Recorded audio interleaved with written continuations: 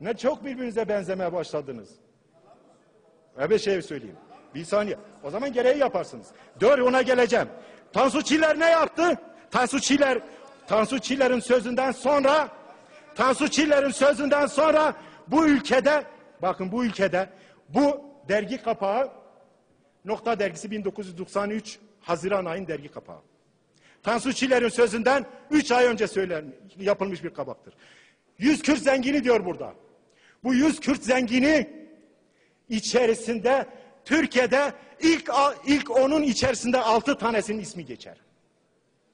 Bakınız size bir dergi kapağı daha göstereceğim.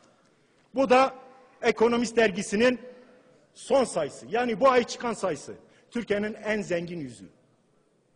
Bunların içinde ise burada adı geçen Kürt iş adamlarından hiçbir tanesi yok. Tasfiye